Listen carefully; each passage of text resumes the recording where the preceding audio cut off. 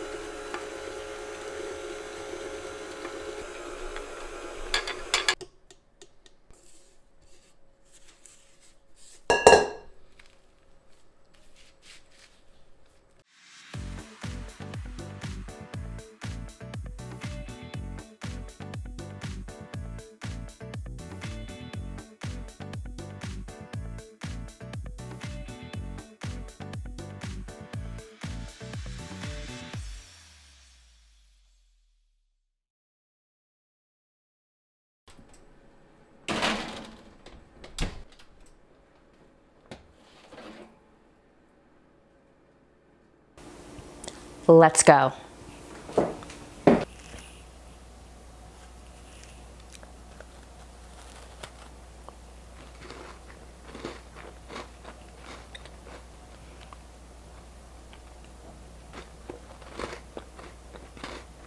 Give me a minute.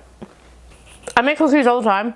I've never made vegan cookies, but I had some of the earth balance stuff in my fridge. I was curious about what you could use instead of eggs as a binder.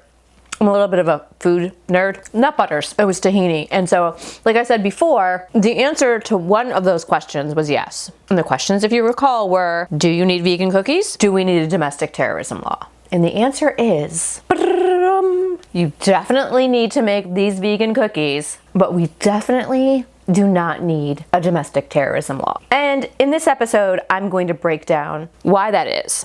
Not why you need a vegan cookie, you just need to make a vegan cookie. But why we don't need a domestic terrorism law. I don't think we need a whole lot of new laws. You know, every time something happens, this country reacts with a law, Megan's Law or Ryan's Law. We have these laws named after people who have had terrible things done to them. But it hasn't made us any safer as a nation. It hasn't reduced our prison populations. It hasn't moved us forward when it comes to how we interact with the criminal justice system and what we are like as a society. On September 11th, 2001, we encountered a horrific event on our land. And that wasn't a thing that we had experienced before. And so after September 11th, the government came up with a package of laws called the Patriot Act. And the Patriot Act provided for enhanced surveillance and various techniques to get information about what people were doing. And predominantly, let's be honest, it was geared towards Muslims. It was geared towards people like me. It wasn't geared towards white people, and it wasn't geared towards domestic terrorism. It was geared towards people here in the US or people who are US citizens abroad who might wish to do harm to us here. One of the things that the Patriot Act did was it changed or added, actually, it added a definition of terrorism to the federal statute. It added a definition of domestic terrorism to 18 United States Code section 2331. And as we go through all of these videos, you're going to hear me refer to the United States Code. And the United States Code is where we actually have our laws. They're in a couple of other places too, but the way we normally look at it as attorneys is we'll go to the USC. And you'll hear a lot about 18 USC, that's where the majority of our criminal laws are, and 23 USC. So just keep that in mind. So if you hear 18 USC, you'll know we're talking about a criminal law. Same with 23 USC, we're talking about a criminal law. Why are we talking about domestic terrorism right now? I don't know. Why would that be relevant right now? We keep going back to the events of January 6th of this year. And one of the reasons why people believe that the seditionists are charged with things like trespass or destroying the Capitol or other sorts of laws that they feel are minor, they think it's because we don't have a domestic terrorism law. And technically, that's true. Well, we have a definition of domestic terrorism. We don't actually have a statute that puts that definition into play. But we have a heck ton of a lot of other laws that can be used instead of domestic terrorism. We have laws such as murder, conspiracy to commit murder. And if you've watched these videos, you know what it takes for a conspiracy. We have laws such as kidnapping. There are a slew of laws that can be used for domestic terrorists. The real problem we have isn't that we don't have the laws. It's that there's not the will to charge people using the laws that we have. Let's talk a little bit about this idea of hate crimes. There are hate crime statutes. We have a federal hate crimes bill. It's very rarely used. Why? There are other statutes that they can use instead.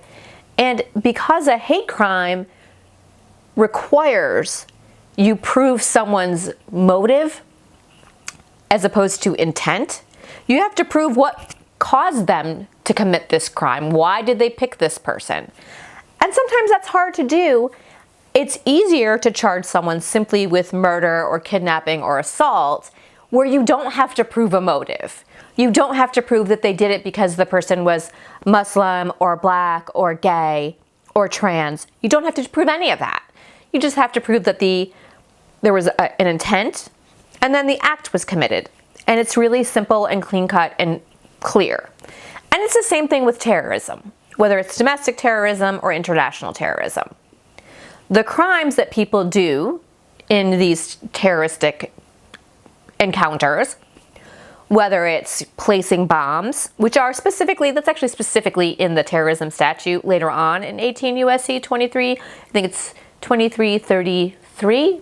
Check me on that. Well, it'll be around here somewhere if that's incorrect. So putting bombs in a public place, that's a crime. It just is, whether you did it because it's for political reasons or you did it because you're just an a-hole. Like, it doesn't matter. The other thing is that there are terrorism enhancements, meaning you're found guilty of X crime, say murder, conspiracy to commit murder.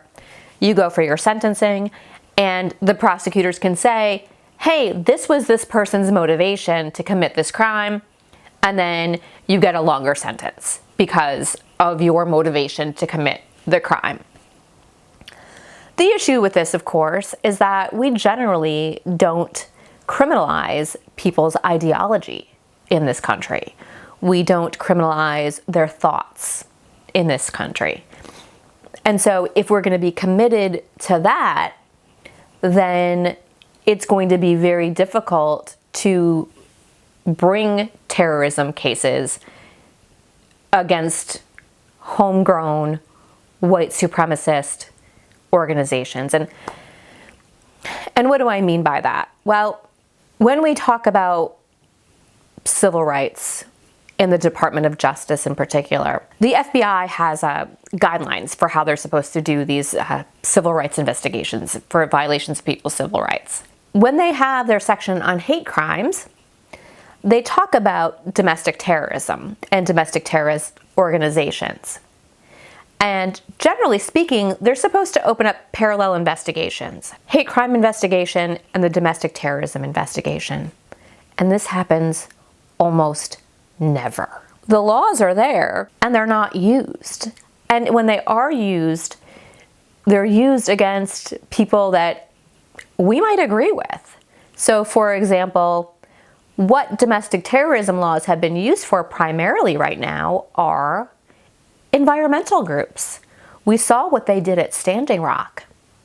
The absolute sheer force of the government raining down on people who just wanted water. So we need to be really careful because we haven't fixed the system yet. Remember, this whole system is racist as hell. And if we add a domestic terrorism law thinking this will be used against right-wing, white supremacist, neo-Nazi organizations, we will probably be very, very, very mistaken because we've already seen that even with the laws that we have in place, they're still growing. They're still recruiting new members. So it's not about the laws. They're there. It's about implementing the laws that we already have against people who look like the people who are making these laws. If you like this video, please subscribe because the only way to fight disinformation is with real information. Hit the thumbs up button, not thumbs down, I'm gonna find you, and the bell notification so that you'll know when we come out with new videos because, big news, starting next week, we're gonna do a series of shorts, which is a new YouTube feature, on the Bill of Rights. So each episode will take one part of one of the first 10 amendments, which are super important for each and every one of you to know as we move through this process and try to affect real change in this country.